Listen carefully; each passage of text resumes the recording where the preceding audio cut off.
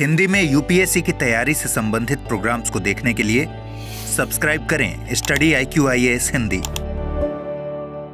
नमस्कार दोस्तों, मेरा नाम है Amarendra Pandey. Study IQ Hindi channel में आपका स्वागत है।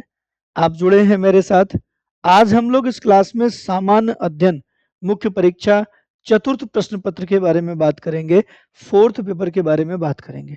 पाठ्यक्रम को समझेंगे कि कैसे इस पाठ्यक्रम को आप तोड़ के देख सकते हैं, कैसे इस पाठ्यक्रम की जो गूढ़ता है उसको समझ सकते हैं, और कैसे किन किन टॉपिक पे आप ज़्यादा समय देके, ज़्यादा ध्यान देके और अच्छे जो उत्तर हैं वो आप लिख पाएंगे और अच्छे नंबर ला पाएंगे। तो आइए जुड़िए। मेरा नाम है Amarendra Pandey. Study IQ Hindi channel में आप सभी का एक बार फिर से स्वागत है। सामान्य अध्ययन जिसको सामान्य अध्ययन के फोर्थ प्रश्न पत्र, जिसको आप लोग एथिक्स के नाम से जानते हैं, एथिक्स वाला पेपर के नाम से जानते हैं, उसमें मोटी मोटी 3 बातें होती हैं। एथिक्स, जिसको आप नीति शास्त्र कहते हैं, सत्यनिष्ठा और अभिरुचि, ये 3 चीजें इसके अंतर्गत होती हैं। और मोटी मोटी बात देखेंगे तो 7 यूनिट में इन तीनों बातों को समाहित किया गया है। और उन 7 यूनिट को अगर आप उनके सब टॉपिक को देख लेते हैं और उस पर अगर फोकस करके उनकी समझ विकसित कर लेते हैं तो आप एक बेहतर उत्तर लेखन तो कर ही पाएंगे, एक अच्छा नंबर गेन कर पाएंगे और अपनी मुख्य परीक्षा की जो सफलता है उसको सुनिश्चित कर पाएंगे। इसलिए इस क्लास को बिल्कुल भी मिस मत करिएगा, जरूर इस क्लास के साथ जुड़े रहिएगा। आइए देखते हैं सबसे पहला जो टॉपिक है वो क्या है। अगर सबसे पहले टॉपिक की बात करेंगे तो हम पाते हैं कि सबसे पहला टॉपिक नीतिशास्त्र तथा मानवीय सहसंबंध है। हर सब्जेक्ट का अपना एक थ्योरेटिकल, क्लासिकल, बेसिक, परंपरागत चीजें होती हैं जहां से वो विकसित होता है, जहां से उसकी समझ, उसकी नींव बनती है। तो ऐसे ही फर्स्ट यूनिट आपको नीतिशास्त्र और उनका मानवीय क्रियाकलापों के साथ जो संबंध है उससे जोड़ता है। और जब आप इससे जुड़ते हैं तो ठीक ठीक आपको इस विषय की जो सैद्धांतिक चीजें हैं असल में वास्तव में वो पढ़नी है। और सैद्धांतिक चीजें आप पढ़ेंगे तो यहाँ आपको देखने को मिलेगा मानवीय क्रियाकलापों में नीति शास्त्र का सार तत्व क्या है, मतलब सार तत्व पे आपको यहाँ पे फोकस करना पड़ेगा। नीति शास्त्र के जो निर्धारक तत्व हैं मानवीय क्रियाकलापों में, फिर उसको देखना पड़ेगा और इसके परिणाम को देखना पड़ेगा। ये बड़ा सरल सा है। कोई भी विषय आप देखोगे तो यहीं से शुरुआत करनी होती है, यही चीजें जाननी होती है। और जब ऐसा हो जाता है फिर हम प्रकार पढ़ते हैं, अन्य विषयों से संबंध पढ़ते हैं। ऐसे ही नीति शास्त्र के आयाम आपको देखने पड़ेंगे। निजी सार्वजनिक संबंधों में नीति शास्त्र कैसे उपयोग होता है, इसका अनुपयोग क्या है। साथ ही साथ मानवीय मूल्य आपको पढ़ने पड़ेंगे। वास्तव में नीति शास्त्र का जो सार तत्व है वो छुपा ही हुआ है किसमें? मूल्यों में। नीति शास्त्र मूल्यों की ही स्थापना करती है और इन्हीं मूल्यों को हम व्यवहार में लाके एक अच्छे सद्गुणी रूप में अपने को अभिव्यक्त करते हैं। तो मानवीय मूल्य आप देखेंगे। अब ये जो मूल्य हैं ये बनते कैसे हैं? इनके बनने में किन किन व्यवस्थाओं का योगदान है? तो ऐसे में देखेंगे तो मूल्य को विकसित करने में परिवार, समाज और शैक्षणिक संस्थानों की भूमिका सबसे महत्वपूर्ण होती है। और ठीक ठीक कहें तो यही हमारे अंदर मूल्यों को विकसित करते हैं। साथ ही साथ मूल्यों को जो विकसित मूल्य हुए हैं उनमें एक और बड़ी चीज है जिसको हम आइडियल रूप में देखते हैं। तो उसके लिए महान नेताओं, जो समाज सुधारक हैं और जो प्रशासक हैं, उनके जीवन और उनके उपदेशों से बहुत कुछ सीखने को मिलता है। मानवीय जीवन में मूल्य बहुत बार स्थापित प्रतिस्थापित होते हैं। तो फर्स्ट यूनिट की बात करेंगे तो इतनी सारी चीजें आपको देखनी पड़ेगी। अगर आप 3 घंटे की क्लास की बात करेंगे और मुझसे अगर ये क्लास आप पढ़ते हैं तो 3 दिन मतलब लगभग 9 घंटे केवल इस यूनिट पे आपको देना पड़ेगा। अर्थात एक यूनिट को पढ़ने में आपको 3 दिन लगने वाले हैं। 9 से 10 घंटे का समय इस पे जाएगा। तब आप एक बढ़िया समझ विकसित कर पाएंगे प्रारंभिक और मुख्य परीक्षा के लिए। अगर आप चाहते हैं कि आप पढ़ पाए एथिक्स हमसे, आप चाहते हैं कि एक बढ़िया क्लास आपको मिले पूरे जीएस के सब्जेक्ट का, प्रारंभिक परीक्षा, मुख्य परीक्षा, even paper, test paper, revision classes और साक्षात्कार तक की, तो इसके लिए आपको स्टडी IQ का जो पेड कोर्स चलता है, जो ऐप पे कक्षाएं चलती हैं, उसके साथ जुड़ने की आवश्यकता होगी।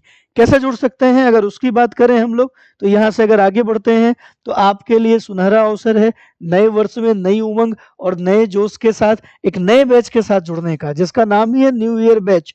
हिंदी माध्यम में ये बैच आपको मिलेगा 8 तारीख से कक्षाएं शुरू हो रही हैं, शाम को 7 बजे, इवनिंग में 7 बजे ये कक्षा शुरू हो रही है। अगर इससे आप जुड़ना चाहते हैं तो स्टडी IQ के ऐप पे जाइए या स्टडी IQ का वेबसाइट खोलिए और वहां पे आपको सर्च करना है ऊपर की तरफ UPSC लाइव हिंदी बैच, और जब हिंदी बैच में जाएंगे तो एक ऐसा ही बैच का पोस्टर आपको दिखेगा जो ग्रीन कलर में है, उस पर आप टैप करेंगे तो वहां से आप अपना एडमिशन परचेज कर सकते हैं।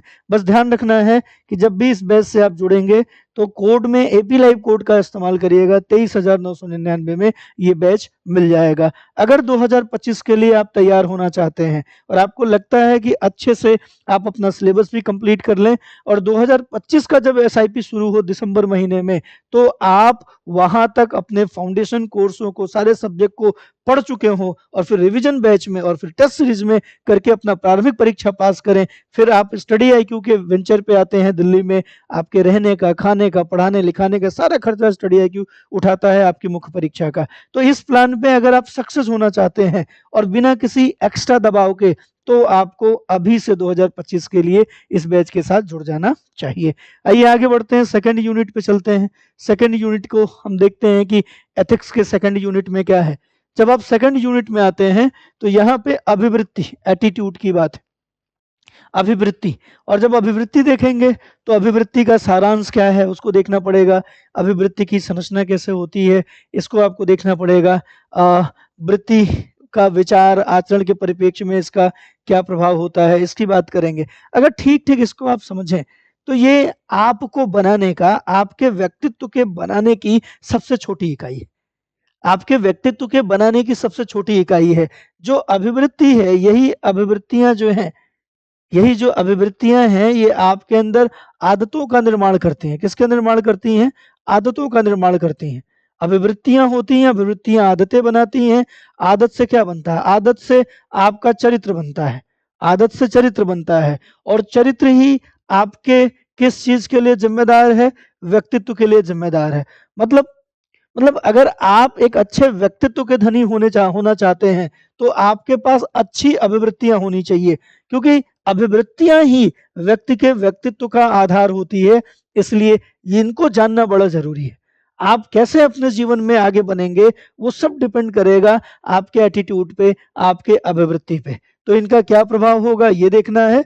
नैतिक और राजनीतिक अभिरुचि क्या है और सामाजिक प्रभाव और धारणा क्या है, ये आपको इसी के अंतर्गत सेकंड यूनिट के अंतर्गत देखना पड़ता है, देखने को मिलता है। थर्ड यूनिट के पास आएंगे हम लोग तो सिविल सेवा में, अब चूंकि हम लोगों ने अभिवृत्ति पढ़ ली, एटीट्यूड पढ़ लिया, यहाँ सिविल सेवा के लिए अभिरुचि और बुनियादी मूल्यों की क्या स्थिति है और कैसे ये आपके जीवन में प्रभाव डालते हैं और आपको एक मजबूत प्रशासक बनाते हैं। तो अभिवृत्ति की तो बात हमने की जो आपके व्यक्तित्व को बनाती है, लेकिन जब आप शासन प्रशासन में आते हैं तो वहां अभिवृत्ति के साथ साथ एक मजबूत अभिरुचि की जरूरत होती है। अब ये अभिरुचि क्या है? ये अभिरुचियां बाह्य होती हैं जिन्हें हम लोग अपने से डेवलप कर सकते हैं, और ये विशेष गुण से संबंधित, स्किल से संबंधित होती हैं। इसलिए आपको यहाँ पे एप्टीट्यूड की बात करनी है, अभिरुचि की, और इसका शासन प्रशासन में बड़ा उपयोग भी होता है। तो इसकी जरूरत क्या है और बुनियादी मूल्य जो है उनकी क्या जरूरत है। अब आप कहोगे बुनियादी मूल्य क्या होते हैं? वो मूल्य जो एक व्यक्ति के व्यक्तित्व को, और प्रशासन में तो प्रशासक के भीतर जरूर होने चाहिए, जिन मूल्यों के आधार पर ही एक अच्छे शासन प्रशासन को स्थापित किया जा सकता है। तो सत्यनिष्ठा, ये ईमानदारी से भी ऊपर वाली चीज है। भेदभाव रहित, इसी तरीके से गैर तरफदारी, निष्पक्षता, सार्वजनिक सेवा के प्रति समर्पण भाव, कमजोर वर्गों के प्रति सहानुभूति, सहिष्णुता, संवेदना, करुणा आदि ऐसे मूल्य हैं।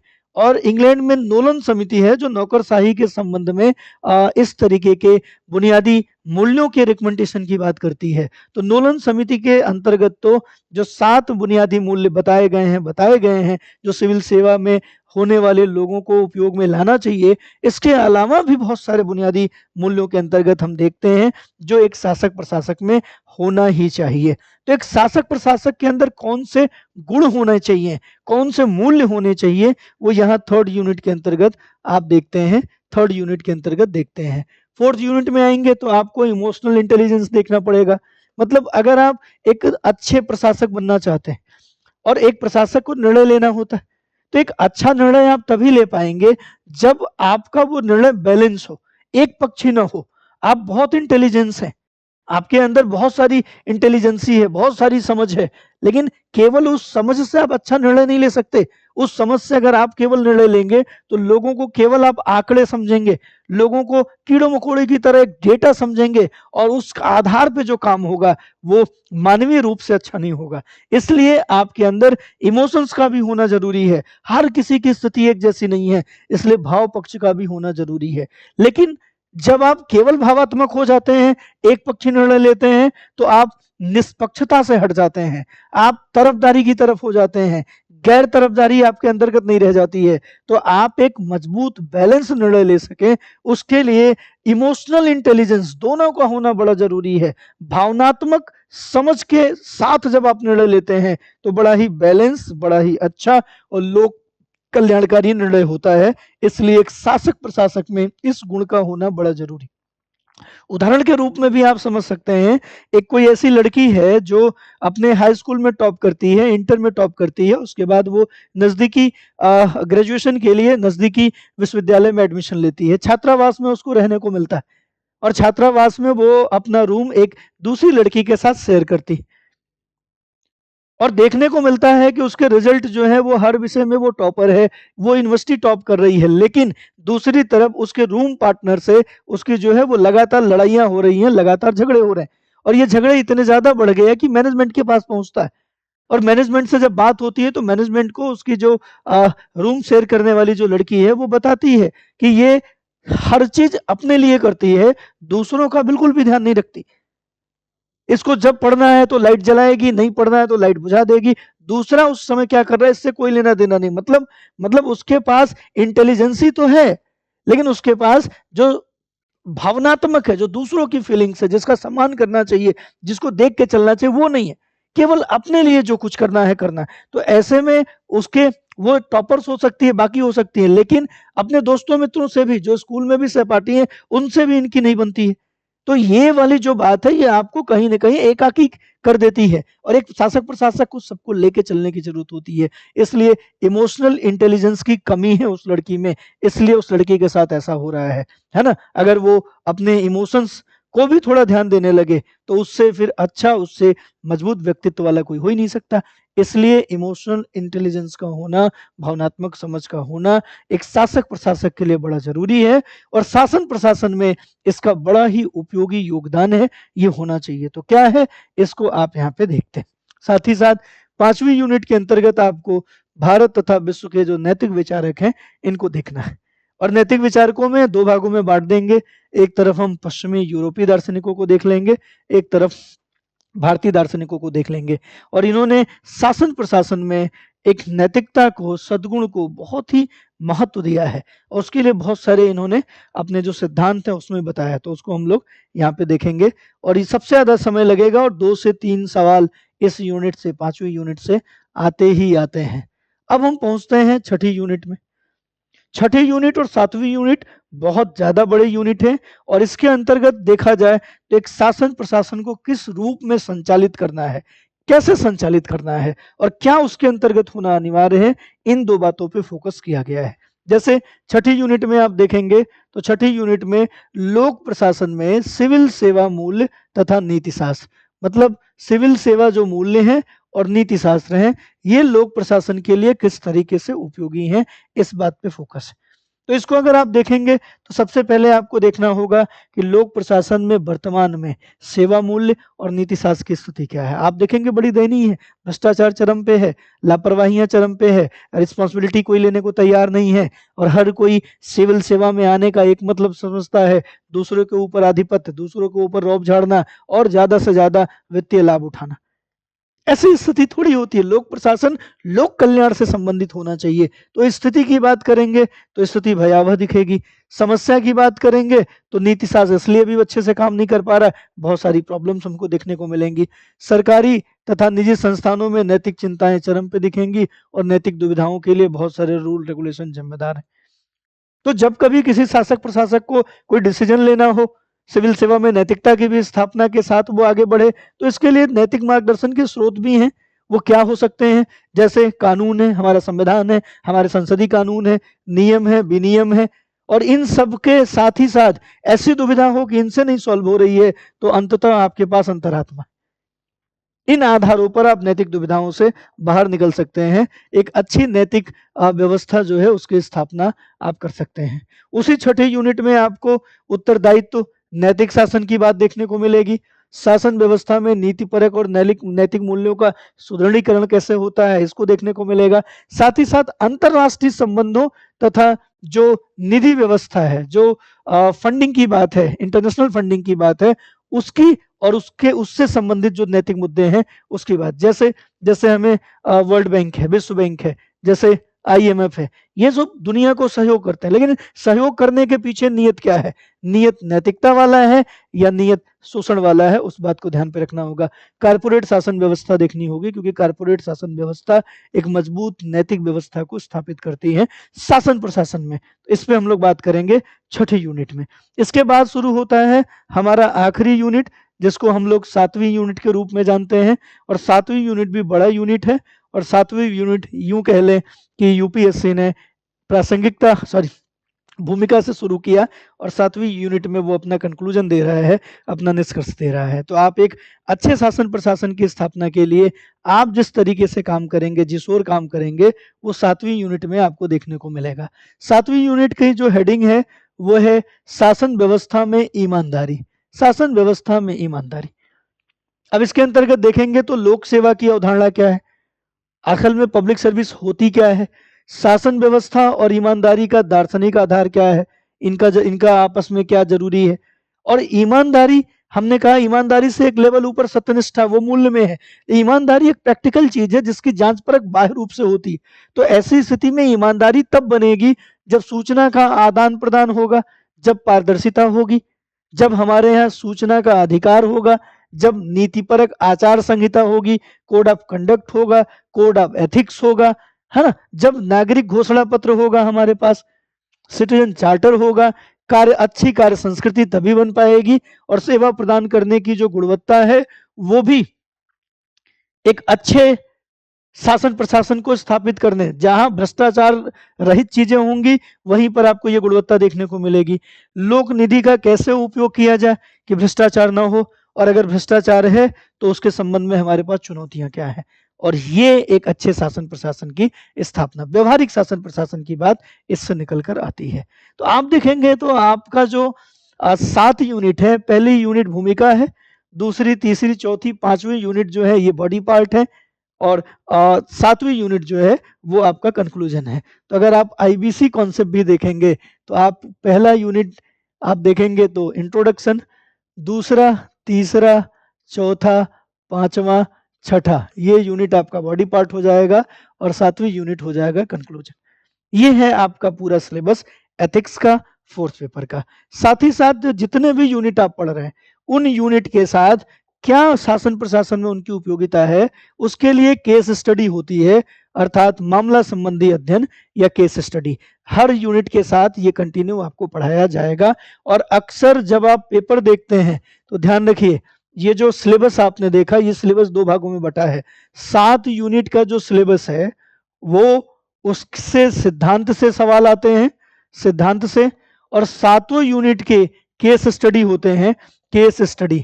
तो आप ध्यान रखिए, अगर आप 250 नंबर है तो 125 नंबर सिद्धांत से आते हैं, और 125 नंबर आपका जो है वो केस स्टडी से आता है।